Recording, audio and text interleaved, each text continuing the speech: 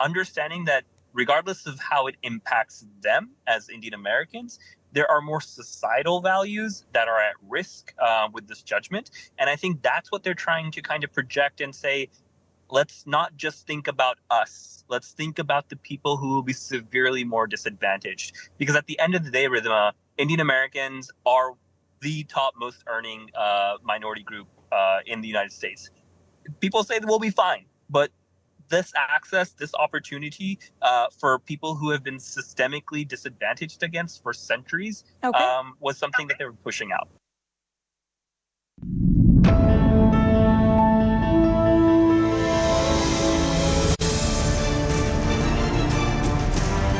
Regardless of charges thrown at the Modi government, at the center, there's been no scam.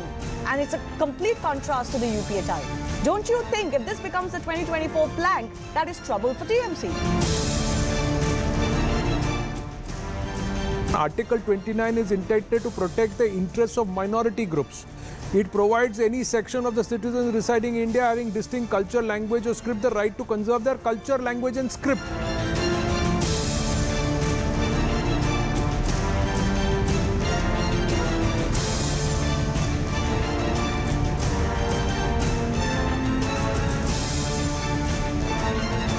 America is willing to make the same investment in India over the next 10, 20, 30 years, like it did with China. And as President Biden said, America's future is intertwined with India's future, certainly economically speaking.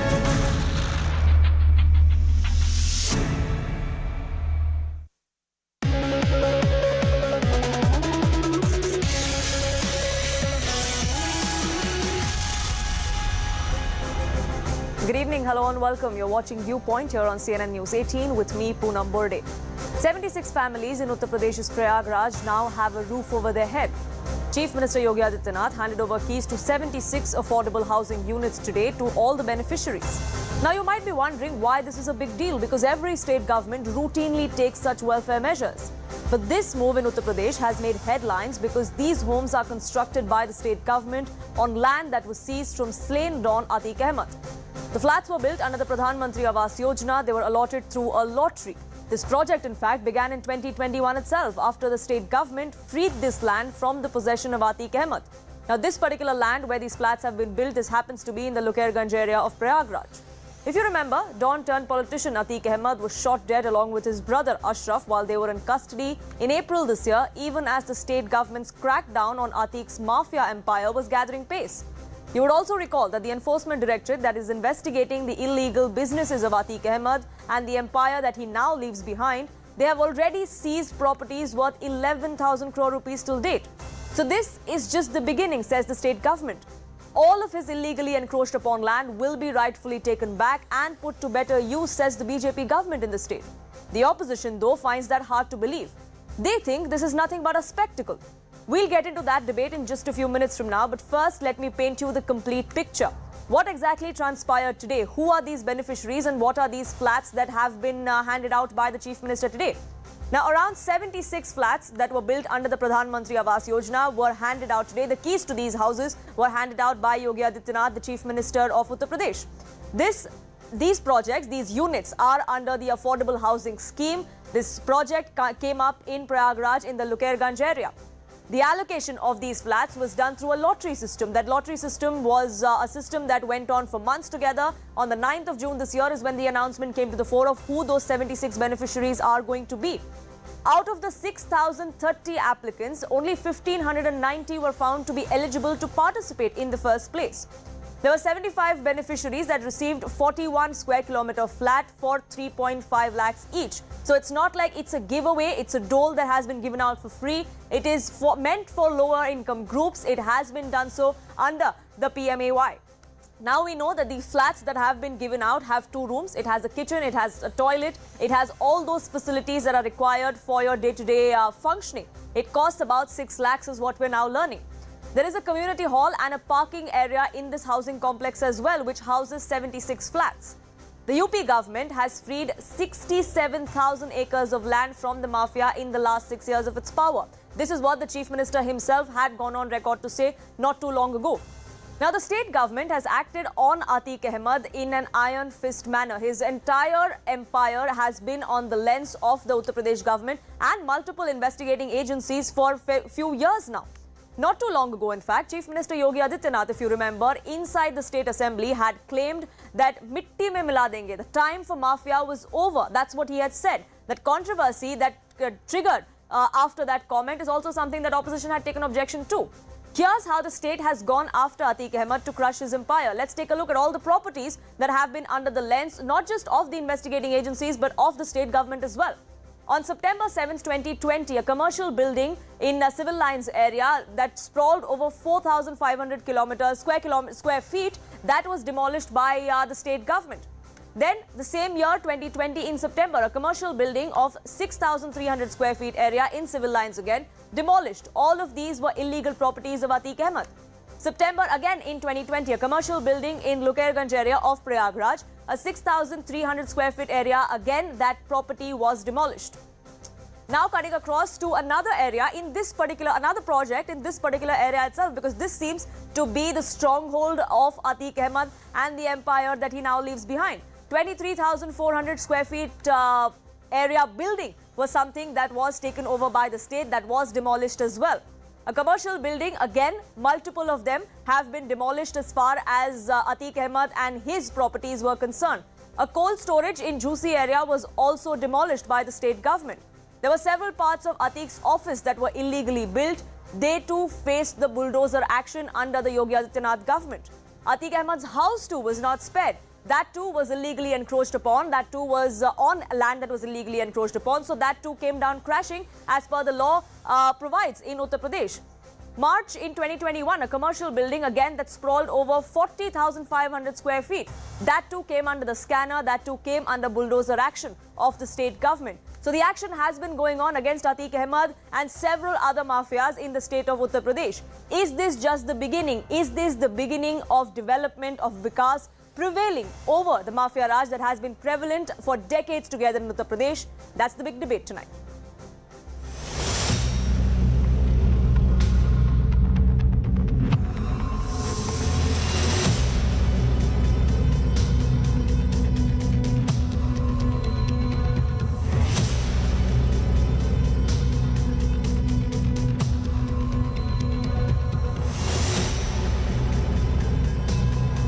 बहुत ज़्यादा खुश हैं, यानी शादी के बाद शायद पहली बार खुशी इतनी मिल रही होगी। अभी तक आप किराए के घर में रह रही थी और आज किराए के घर से अपने घर में जब शिफ्ट होने जा रही हैं तो कितनी खुशी है और क्या उम्मीद थी कैसा होगा?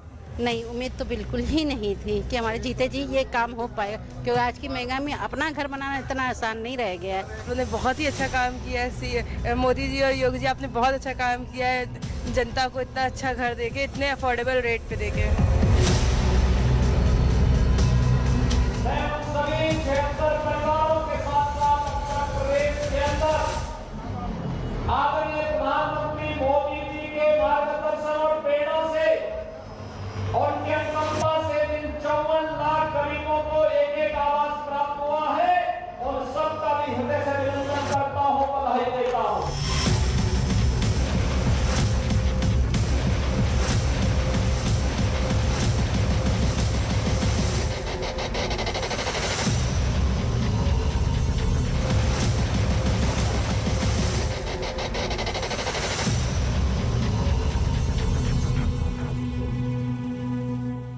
Let's open this up to the panelists that join me on this broadcast of Viewpoint. Spokesperson of the BJP, Anila Singh, spokesperson of the Congress, Dolly Sharma, Zeba Yasmin of the Samajwadi Party, and former IPS officer Dr. Vikram Singh joining us on this broadcast. But I'd like to begin by asking the spokesperson of the Samajwadi Party, Zeba Yasmin. Zeba Yasmin, are you happy with what has happened today? Do you think this is the wheels of justice turning?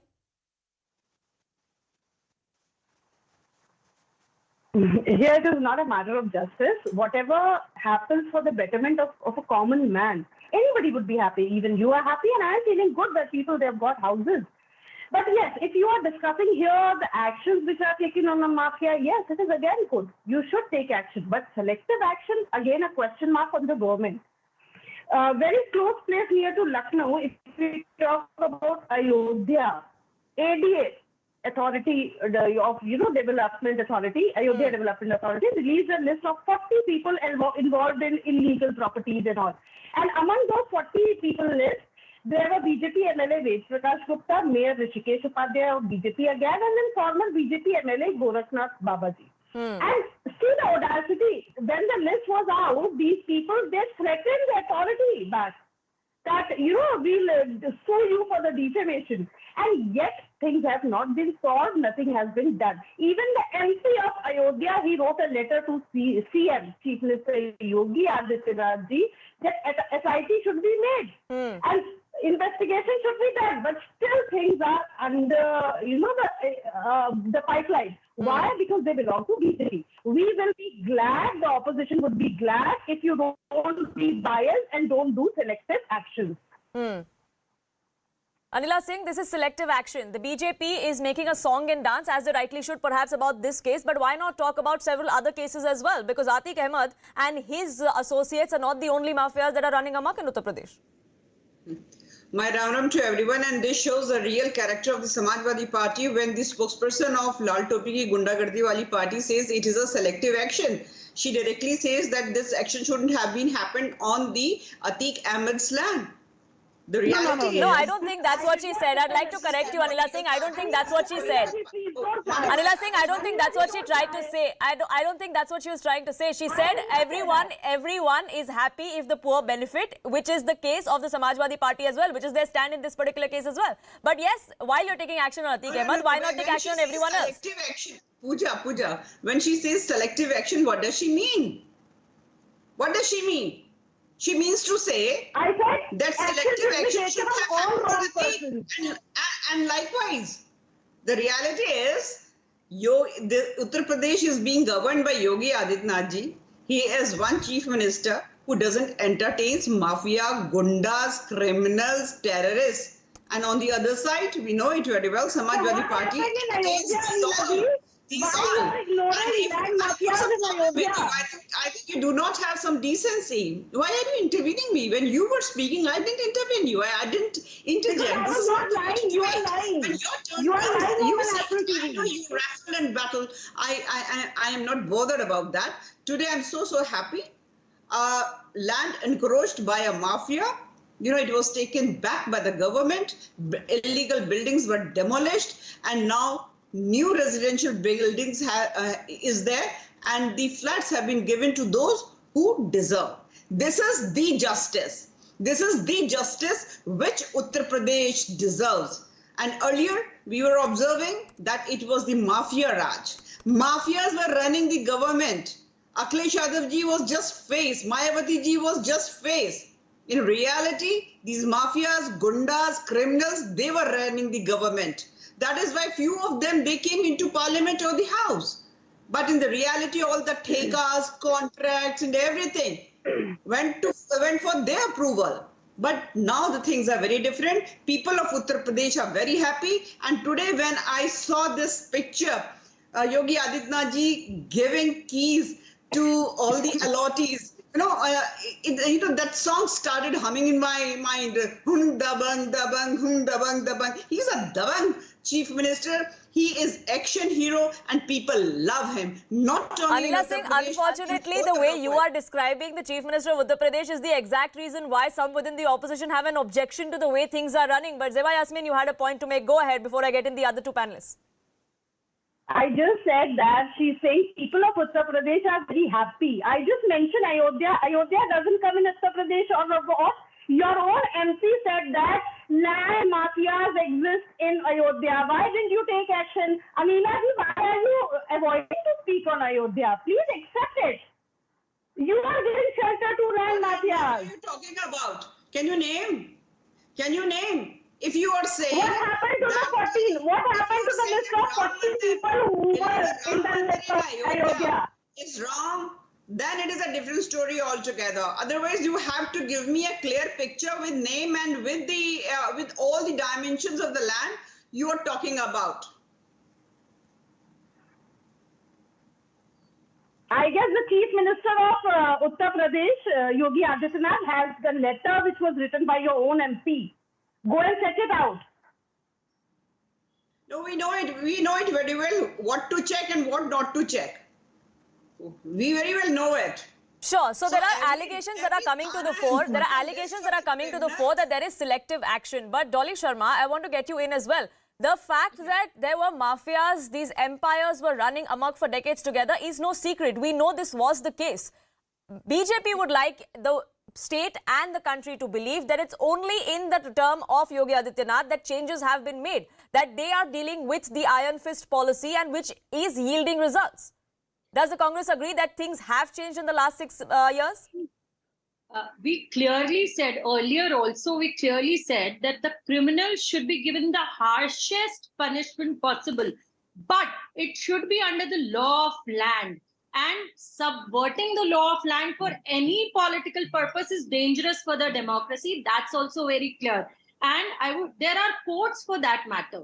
Like you cannot take law of land in your hand. There are courts to take those actions. And sure. Anybody who is playing with the law, is giving the birth to anarchy. This is what I can say. But in the case of, in the instance of what's happened today, Dolly Sharma, I want to bring you back to what's happened today. Yeah. The fact that this land was seized, it was encroached upon illegally by Atiq Ahmed. The land was seized under the law. There was investigation that was done. It was then decided that there would be affordable housing units that would be built there. And today those houses have been given to the beneficiaries. So the rightful owners, so to say, have gotten the due.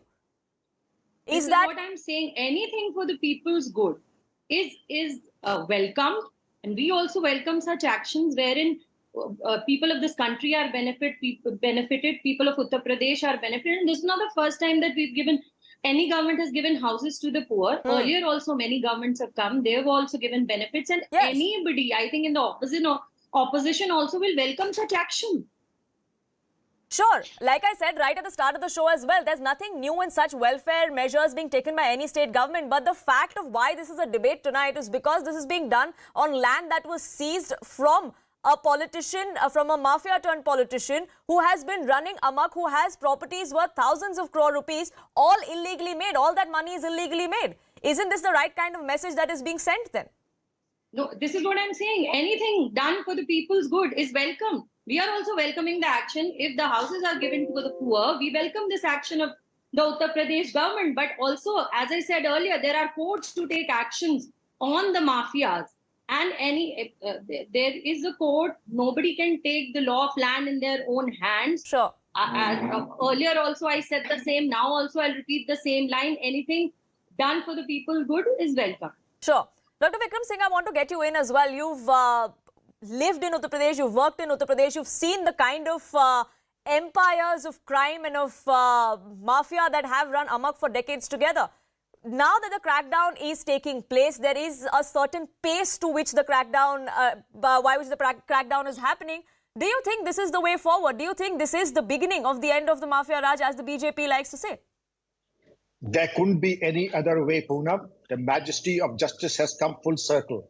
And as you very rightly articulated, that it is probably for the first time that the proceeds of crime and loot and that of the mafia is given back to those from whom it was usurped. And let me ask a simple question. Does anyone know a simple example like this anywhere in Uttar Pradesh or in the country? Confiscation, construction of flats and giving it back to from whom it was looted. This is the majesty of law. Then you have to have an absolute no nonsense and a clear-cut policy against the mafia. There is a mafia and there is the mafia. There's a mafia that kills 2 policemen and a lawyer in cold blood in broad daylight. There are other mafias who are accused of usurping land. Of course, that is equally reprehensible. But first come, first serve. Those who kill policemen in uniform and those who kill lawyers, they will be dealt with first. And the entire might of the police department and the government will come down on them like a ton of bricks. Therefore, make no mistake about it. Yogi ji saying, you very rightly mentioned, mitti mein mila denge. Agar mitti mein inko nahi milayenge, to kisko milayenge? It should be very clear. Nobody is benefiting from the mafia today, as was the case earlier.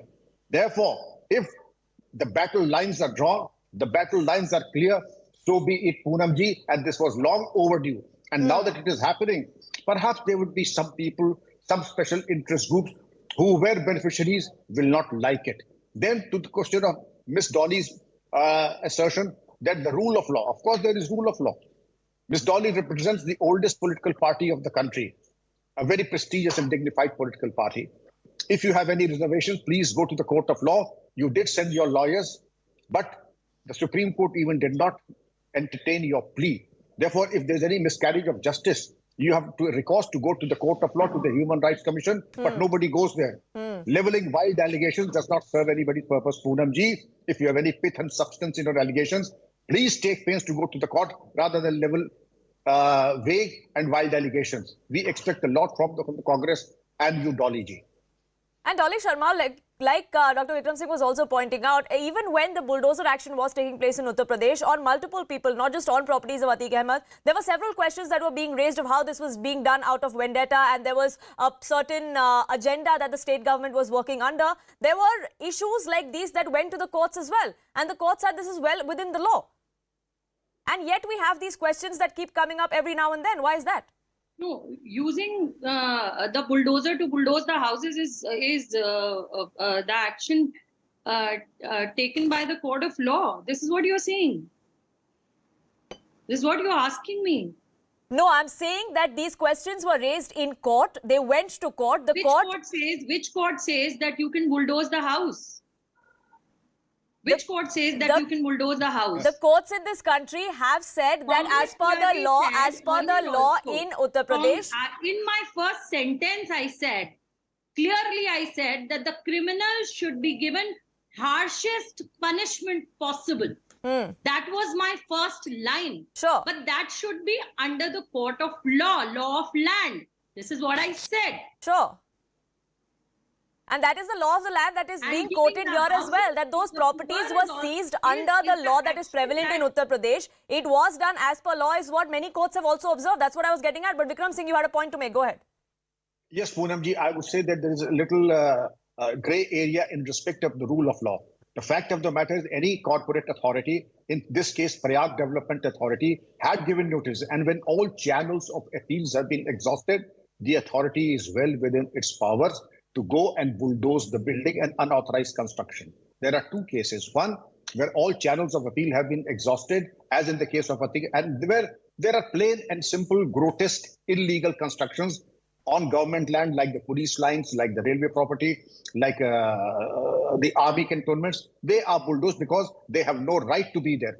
And therefore, in the fitness of things, the parent department, in this case, Prayagraj Development Authority or the army authorities, they take the help of the police, have videography, give due notices, and then they bulldoze. But yes, it does not serve anybody's political interest not to take sides. And therefore, in this case, there have been vested interests who have been taking sides of those whose illegal properties have been demolished for obviously vote bank politics, which is very, very unfortunate. Dr. Vikram Singh, as someone who served in the law enforcement agency in Uttar Pradesh, I want to ask you, do you feel like there was a lower standard as far as political will went until the BJP came to power? As the BJP says, that there was no political will to act against these mafia. They flourished because they were in cahoots with the political class. Is that something that you witnessed when you were working there as well? Poonam ji, there are two things. If I am a beneficiary of the loot, there is no way I would have the moral authority even to look towards them, much less take the bulldozer them. I was the first DGP in 2007 to bulldoze the property of Atiq Ahmed when the Madrasa Kand happened in the year 2007. And then the rest is history. Poonam ji, you have to be absolutely above board and like Caesar's wife beyond reproach and questioning to use the bulldozer. Anybody who has any chink in his armor or her armor in respect of integrity and political propriety will not have the courage even to take the bulldozer out of the garage. And to take the bulldozer out of the garage and to use it for public interest, for safeguarding the property of the government, for the poor, for the widows and the orphans, well, you have to have that moral character and strength. Only then the bulldozer is out. And if I'm a beneficiary, I would refuse. I would take pains to ensure that the bulldozer is relegated to the godowns, never to be seen ever. Sure. Vikram Singh, you said 2007, if I'm not mistaken. So I want to get in Anila Singh as well. 2007 is when the Samajwadi Party was in power in Uttar Pradesh. So clearly action against mafia, action against people like Atiq Ahmed was going on since then. Samajwadi Party, Poonam Samajwadi Party. Yes, Mulayam Singh Yadav was the chief minister, if I'm not mistaken. No, BSP, Mayawati was the chief minister. I stand corrected there, sure. Sure, I stand corrected there. But Anila Singh, the point I was trying to make there was that Action against criminals like Atiq Ahmed has been going on for decades together. That's the allegation that the opposition makes as well, that all you're doing is making a spectacle out of this, but action has been going on for decades together. Pooja, first of all, let me tell you if... Anila Singh Poonam here, but go ahead. Sorry, Poonam.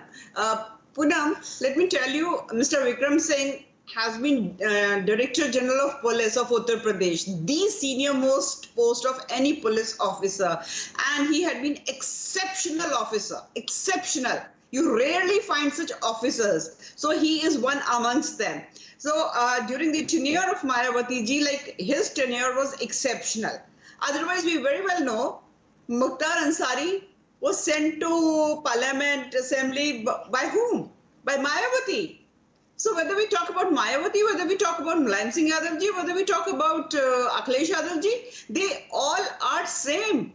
They entertain these mafias. And there are two reasons behind it. One is muscle power and second is appeasement politics. And third is the scare and the terror which they spread. So the reality is when you have a very strong chief minister who doesn't get scummed by any sort of pressure, and he has got a very clear willpower to give good governance to the state, this is, that person does exactly what Yogi Adityanath ji is doing in today's date. And apt answer has been given to Dolly Sharma when she said that no court says to bulldoze any building. Mr. Vikram Singh told her that it is, whatever has been done, it is under the legitimate act of the development authorities of Uttar Pradesh. Notices were served time and again. They did not answer because they had encroached the land. Buildings were illegal. So the development authorities have got all the right to demolish them. So everything is legal, nothing illegal here. So stop doing the appeasement politics. Stop advocating for the criminals and the terrorists. This is the clear message from Yogi Adityanath ji. Sure, Zeba Yasmin, that's the allegation that... you cannot, yeah, you Dolly cannot Sharma, go ahead. So. We do not do that. You do not have to say this. I clearly said in my first sentence, if you did not listen to me listen to me again. I said criminals should be given the harshest punishments possible.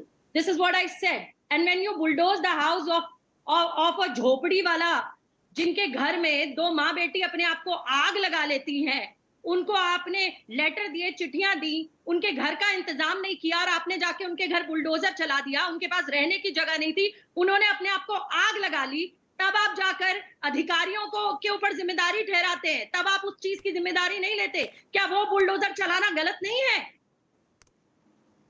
क्या वो bulldozer चलाना गलत नहीं है? दो माँ और बेटी को अपने आप को फरवरी 2023 में आग लगानी पड़ी, उसको आप ठीक ठहराती हैं। Can I answer her now? Go ahead, Anila Singh. Can I come now? Go ahead, Anila Singh. All right. Little knowledge is a dangerous thing. That is what I can say so. Ms. Dolly Sharma has little knowledge. That is why she is shrilling and shouting and giving a wrong example, pretending as if Yogi Adityanath ji has told those people to bulldoze that. Let me. Okay, when you were shrilling, I did not interrupt you. Yogi, she's saying as if Yogi Adityanath ji had ordered to bulldoze that hut. Of course not. Of course not. And the apt punishment has been given to the officer present there and the driver of the bulldozer. It was absolutely. Sure, those allegations are.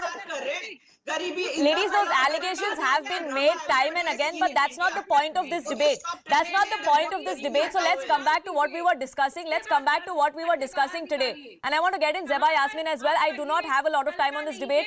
A quick rebuttal, Zeba Yasmin, I want to ask you as well. As far as crackdown on mafias in Uttar Pradesh is concerned, the Samajwadi Party is often accused of pandering to those very men that the BJP is now acting against.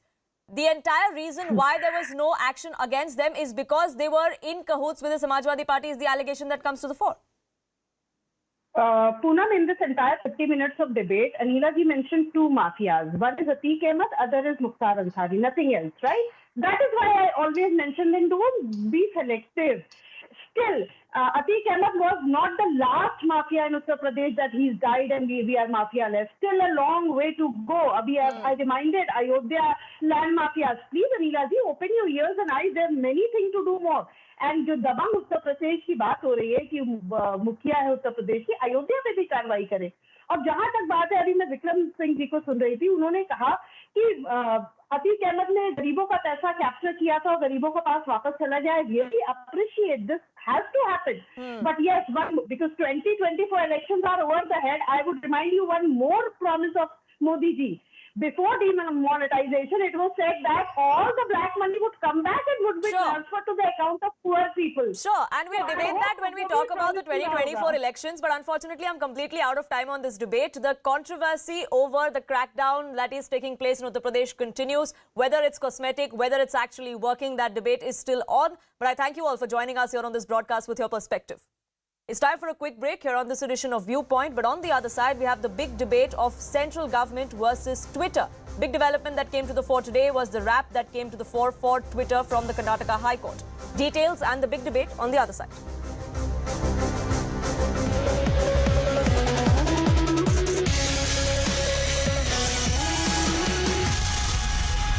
Scam when he served as transport minister under the previous AIA-DMK government. Now, the breaking news that we have on this particular input that we have, and this is from the Raj Bhavan sources who have told CNN News 18, that Tamil Nadu Governor R.N. Ravi has decided to take legal opinion from an Attorney General on the issue of Senthil Balaji. Now, Raj Bhavan's previous order stands suspended till the legal opinion is sought. So that is the major focus right now, as in the particular order that had come in previously is suspended. Senthil Balaji is going to continue in council till AG opinion and further orders come in. Now, sources have also told CNN News 18 that the Tamil Nadu governor has now informed Chief Minister Stalin about the decision to keep dismissal order of Minister Balaji in abeyance. Now, remember, according to a press release from Raj Bhavan, Balaji is facing some serious criminal proceedings, as we already mentioned, and this is in a number of cases of corruption, including taking cash for jobs and money laundering. So this is the particular input that we have from the story in the South, and we have CNN News 18's Arunima joining us in the broadcast to give us more details on this. Arunima, a very good morning to you. Well, quite a lot of debate has gone around the dismissal of Senthil Balaji, and well, now legal advice is being sought. How are we looking at these developments in Tamil Nadu? Dismissal, which was eventually withdrawn, is the status at this moment. Last night, close to midnight, central government stepped in because there was a lot of criticism whether constitutionally the governor has the power to unilaterally dismiss a minister without consulting the chief minister, without consulting the council. The governor was advised by the centre that he should seek legal opinion first. And post that, we are told, Raj Bhavan decided to send the matter to Attorney General for his legal opinion. And around midnight, a few minutes before midnight, this decision was conveyed to Chief Minister M.K. Stalin that Governor R.N. Ravi was withdrawing his earlier order, was putting it in abeyance, and that Senthil Balaji could continue in the Council of Ministers pending the Attorney General's advice. So that's the status at this moment. There is no change as far as Senthil Balaji's position in the Tamil Nadu Council of Ministers is concerned. Attorney General's opinion is something Raj Bhavan will wait for before they decide on their next move. Right. Another thing, like we were discussing this before and we mentioned this before coming to you, which is M.K. Stalin earlier had said that he was going to challenge the governor's decision of dismissing Senthil Balaji from the cabinet on constitutional grounds. So can you please throw some more light on that? So that is the reason why I think the centre stepped in, because if this matter came to the Supreme Court and there was wide debate, most of the constitutional experts, lawyers pointed out that the law is very clear, the constitution is very clear. Governor acts on the aid and advice of the Chief Minister and his council. The constitution does not really empower the governor to supersede the Chief Minister and his council and take any independent decision. Given that position, when he had decided to unilaterally dismiss Senthil Balaji, and M.K. Stalin made it clear that he's going to challenge this in Supreme Court, I think the central government prevailed upon the governor that you should first take a legal opinion, because if you go to the Supreme Court, or if the Tamil Nadu government goes to the Supreme Court and there is any censure or any stricture passed against Raj Bhavan, that will be very embarrassing. I think that decision by the Tamil Nadu government to go to the Supreme Court also played its part in the governor ultimately deciding to withdraw the order till the time the Attorney General made the constitutional and legal position clear to him. Right. Thank you, Arunima, for all those details. We also have Purnima joining us on the broadcast. Purnima, a very good morning to you. Well, we see what is happening in Tamil Nadu. There is a lot of debate. There's a lot of back and forth that is happening when it comes to Senthil Balaji's continuation in the cabinet. Well, if we are to look at the people of Tamil Nadu right now, what are they leaning towards? Are they happy with these decisions that are constantly taking place? Are they in support of Senthil Balaji staying in the cabinet, or do they also agree with the governor that yes, he should be dismissed? Well, there are mixed reactions from Tamil Nadu as far as Senthil Balaji's continuation of the post is concerned. We've seen ever since the governor had decided to dismiss Senthil Balaji as a minister, we've seen a lot of reactions pouring in on social media. Some of them welcomed it, some of them in fact questioned the governor's decision.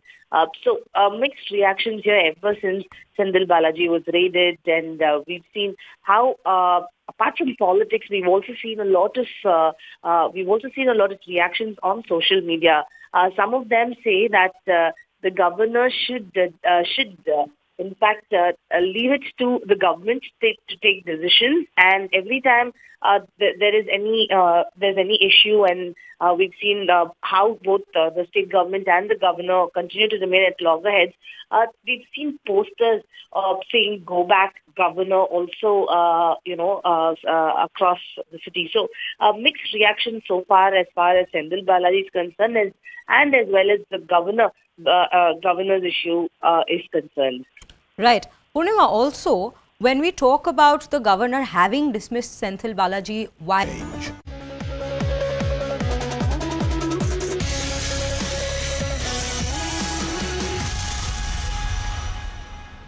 Welcome back. A year after social media giant Twitter knocked on the doors of the Karnataka High Court, today it has been handed out a big jolt. The Karnataka High Court came down heavily on Twitter for not following the law of the land and dismissed Twitter's petition. Now, to jog your memory, back in 2022, which is last year, Twitter approached the Karnataka High Court challenging the centre's order to take down content from its platform under the new IT rules. Now, during the hearings, Twitter told the High Court that an order issued by the centre to block an account should list the reasons of why that order is coming through. It also insisted on a norm to be put in place so that if needed, the order can be challenged. None of those arguments found merit in court, because not only did the Karnataka High Court reject Twitter's petition, the court also imposed a fine on the social media platform. 50 lakh rupee cost imposed for non-compliance with the Indian government's orders. Now, a deadline has also been set of 45 days. If Twitter does not pay 50 lakhs in the next 45 days, then every single day will increase penalty of 5,000 per day. The single judge bench indicated that Twitter as a foreign company cannot claim the rights of freedom of expression and personal liberty that is guaranteed to citizens of our country under Articles 19 and 21 of the Constitution. The court reinforcing what the central government has been telling Twitter. You want business in India, you follow India's laws. So let me take you through what the court order was today. Justice Krishna S. Dikshit of the Karnataka High Court had this to say when the order was passed.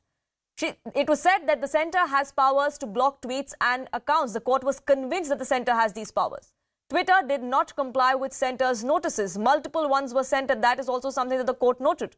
Even punishment and fine did not deter Twitter. They did not comply even then.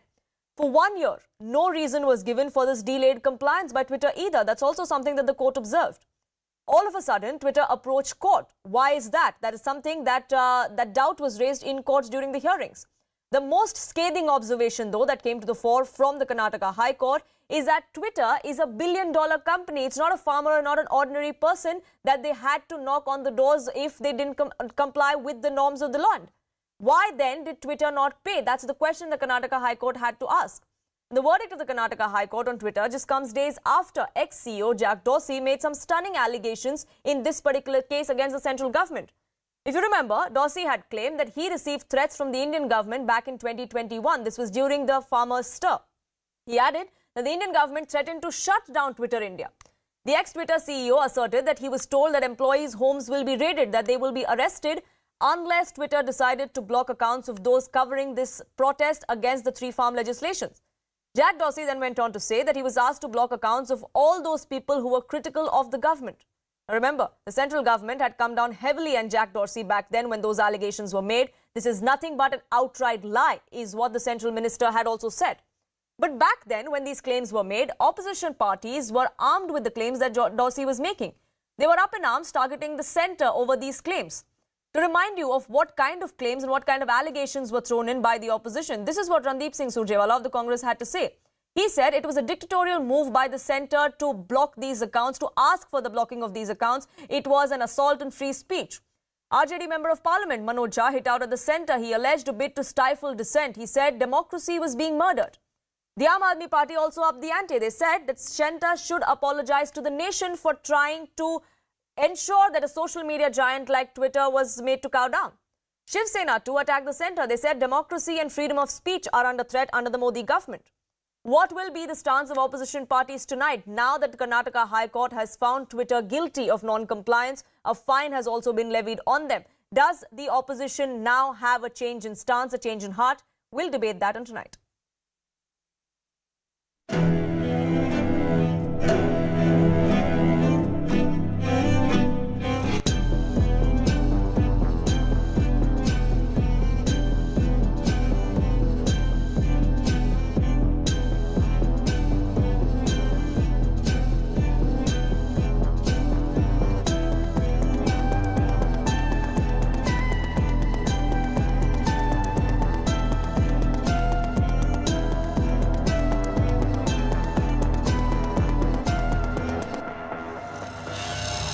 I hope there is a learning from this for Twitter and indeed for all platforms, and of course to Shri Jack Dorsey, that the government of India's expectations always, previously and today and in the future, will always be simply this: compliance with the law, and then you can innovate and grow as much as you want.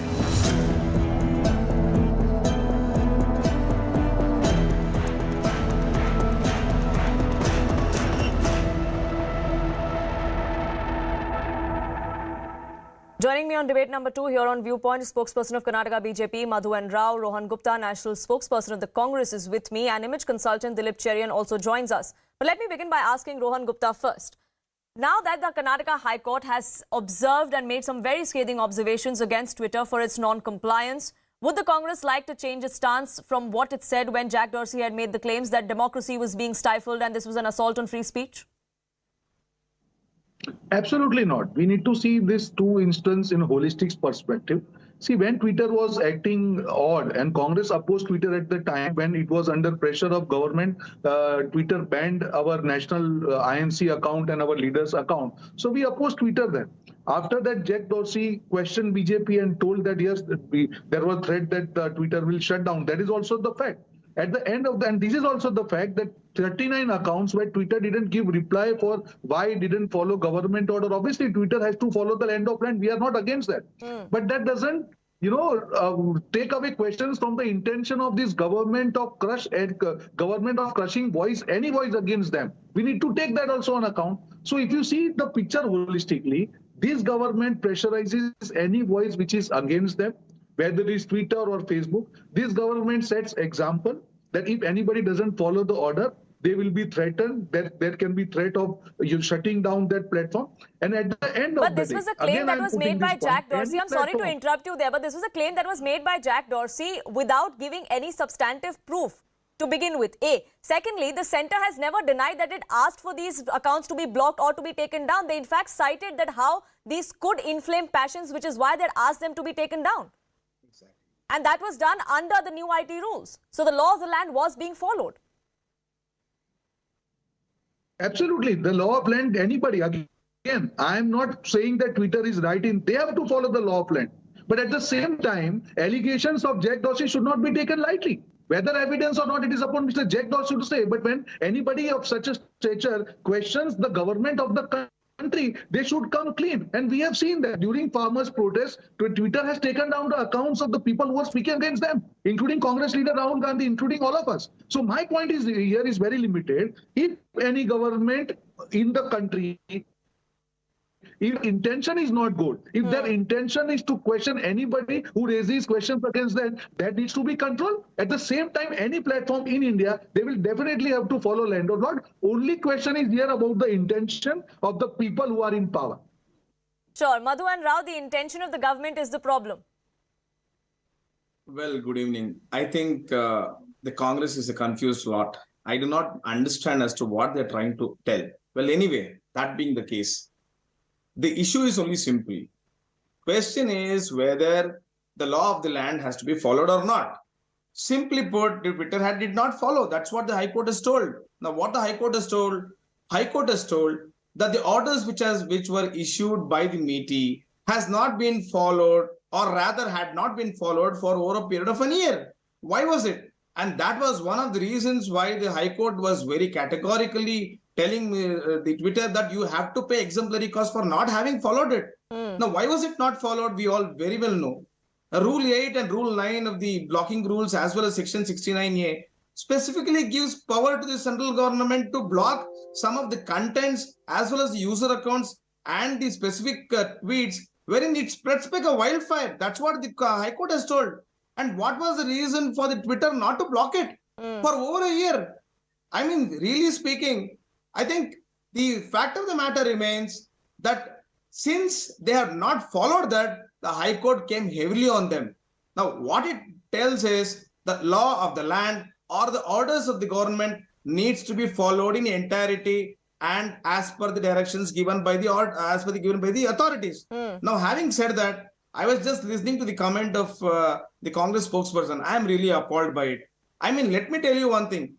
There was a tweet in the hashtag of Modi planning farmers genocide on Jan 30th. And the order was issued against the accounts that were using this hashtag. Should it not be given? Is it not against the national interest of India? Can any platform or the user using on the platform question in such a way to incite violence and genocide? Can it be said like that? And doesn't it spread like a wildfire? That has specifically been told in the High Court order. So therefore, this judgment specifically tells that kindly obey the orders of the government then. Yes. Yes, and Rohan Gupta, it's not just the court that has come out and said this, that it's convinced that the government has the powers to ask for accounts to be blocked or ask for tweets to be pulled down. But look at the fact that Jack Dorsey himself has a murky past. Twitter under him has also been facing questions not just here in India about their conduct, but even in America. Should you then be taking someone as Jack Dorsey's claims on face value? Rather take what the court said today on face value. It's not about Jack Dorsey, Pooja.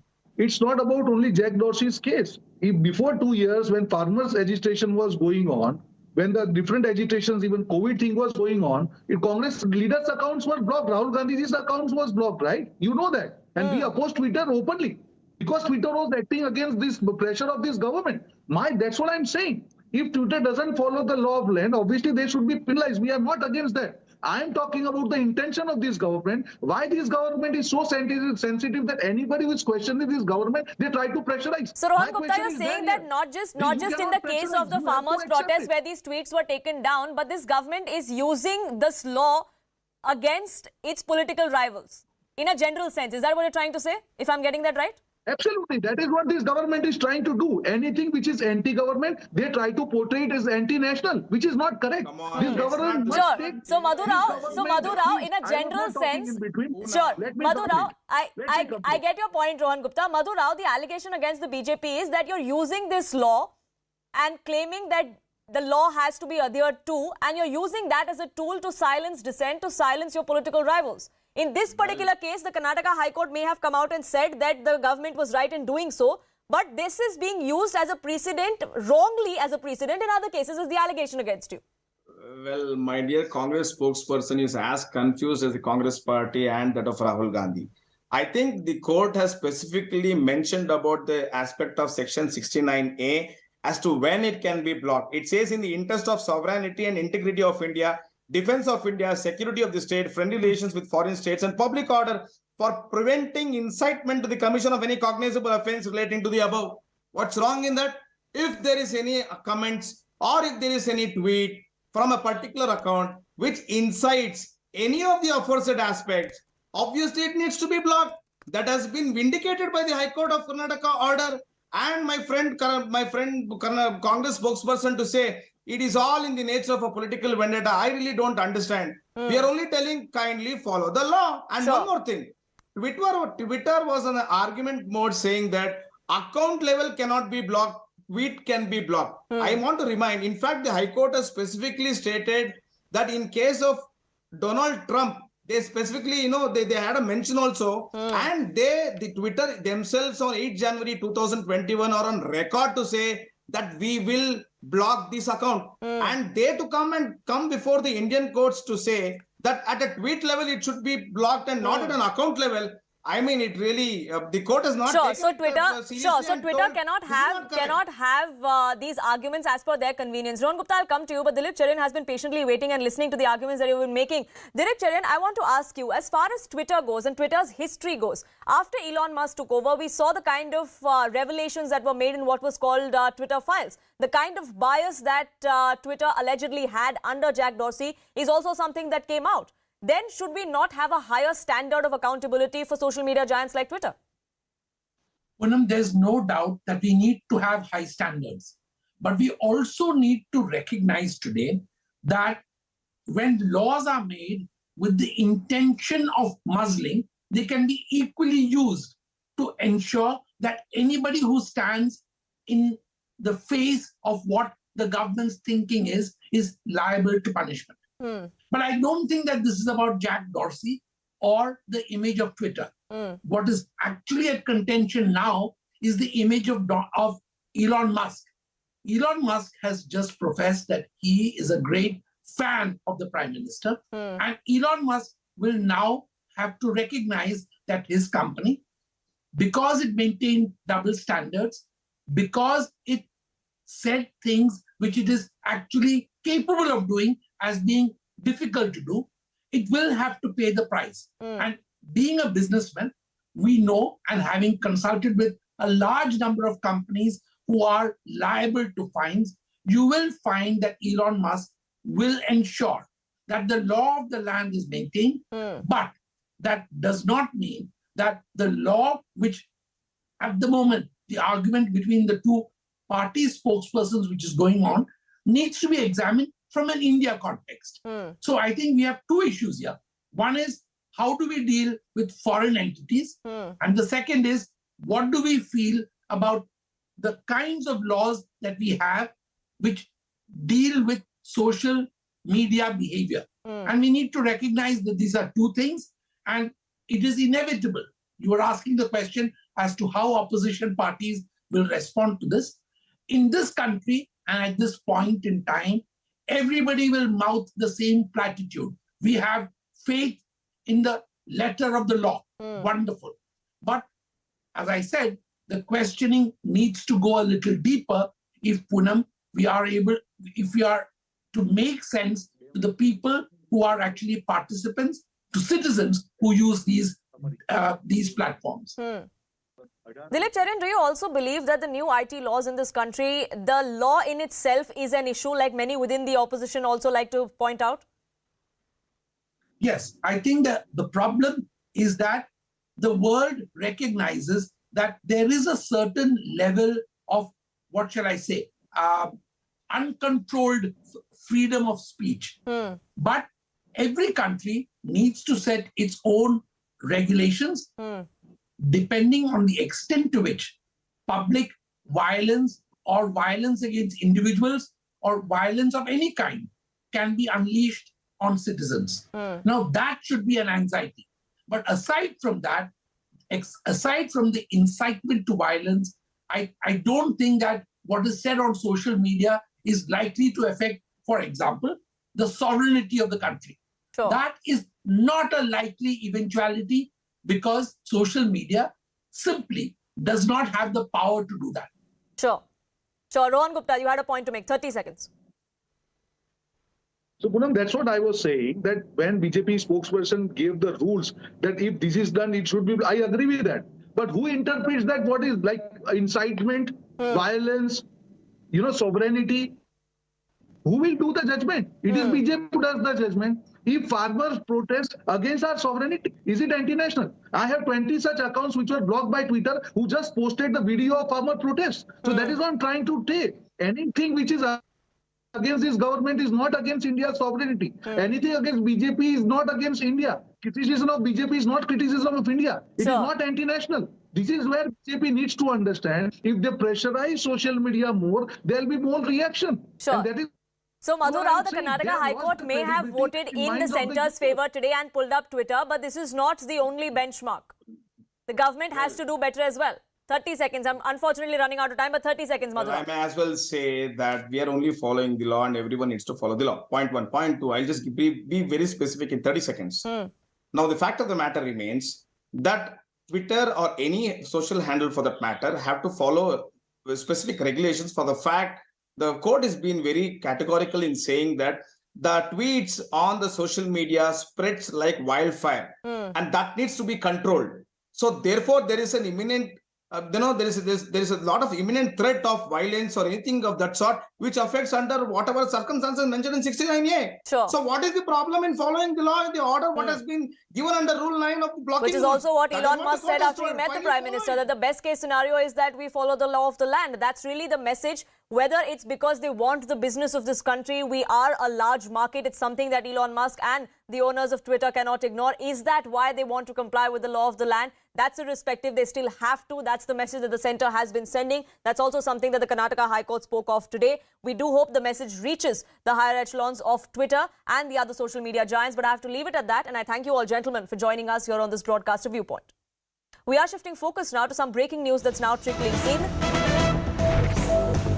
We're now learning that Prime Minister Modi held a telephonic conversation with Russian President Vladimir Putin. This is in connection with the events of 24th of June. We're learning now that Prime Minister Modi expressed understanding and support for the decisive actions of the Russian leadership to protect law and order and ensure stability in the country, also security of its citizens. Abhishek, my colleague, joining us live, getting us more details of when exactly this telephonic conversation took place. Abhishek, what exactly was the sense that the Prime Minister was echoing in that phone call? So, of course, Vladimir Putin, the Russian president, has been engaging with the world leaders, especially his partners and allied countries in the wake of 24th of June event that had rattled the whole establishment in Russia about this whole armed rebellion led by regime that has happened. Since then, he has been in touch with all his peers and, in a way, trying to explain what has happened. With the Prime Minister of India, also the issues of Ukraine conflict came up, and Vladimir Putin, while discussing the event, said that the Ukrainian side is a bit of adamant and is not willing to come on a diplomatic or political resolution of the problem. Both the leaders also discussed about the issues like SCO and G20, where India is currently holding the chairmanship, and the issues of BRICS was also discussed. Prime Minister's recent visit of USA and the engagements were also shared by Prime Minister Modi with the Russian side. The issue of 24th of June and what all transpired has also been discussed, but the detail that has not been published by any of the government. We know the analyst in the world had yesterday had a conversation with his Russian counterpart, Patrushev, and ever since that June event of armed rebellion that Russia had faced in a very dramatic way, that ended also in a very dramatic way and very quickly, there has been high-level engagements from Indian side also to the Russian side. Yes, India is keeping a close watch right from the Prime Minister's office, in fact. For the moment, Abhishek, though, thank you so much for getting us the latest. France continues to remain on edge for a third consecutive day. Widespread protests have erupted. This is over the death of a teenager. President Emmanuel Macron has now announced more police that is going to be deployed to control these riots. Also calling on parents to prevent their children from participating. He says that video games have intoxicated the rioters. Take a look at what has transpired and the violence that has gripped France for the last 72 hours. Unrest erupted again on Thursday in France, marking the third day of clashes over the deadly police shooting of a teenager. In Nanterre, where the incident took place, cars were set on fire, and protesters set up road barricades, hurling projectiles at lines of police. Riot police fired back with tear gas.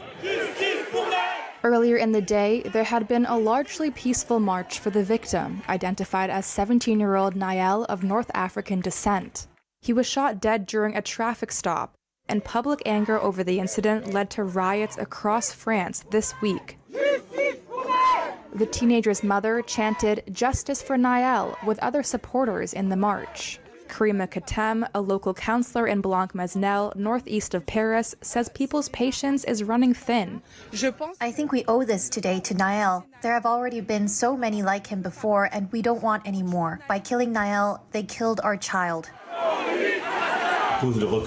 Earlier, President Emmanuel Macron held a crisis meeting with senior ministers over the shooting and condemned the unrest. Interior Minister Gerald Darmanin said 40,000 police officers would be deployed across the country on Thursday. That's nearly 4 times the numbers mobilized the previous day. A video shared on social media, verified by Reuters, shows 2 police officers beside a Mercedes AMG car, with one shooting at the teenage driver at close range as he pulled away. He died shortly afterwards from his wounds. A Nanterre prosecutor said the officer involved had been put under formal investigation for voluntary homicide. The officer has acknowledged firing a lethal shot, the prosecutors added, telling investigators he wanted to prevent a car chase after the teenager allegedly committed several traffic violations. The incident has fed long-standing complaints of police violence and systemic racism inside law enforcement agencies from rights groups and within the low-income, racially mixed suburbs across the country. Authorities deny the accusations. With that, it's a wrap from my side here on this edition of Viewpoint. Shivani Gupta joins you next.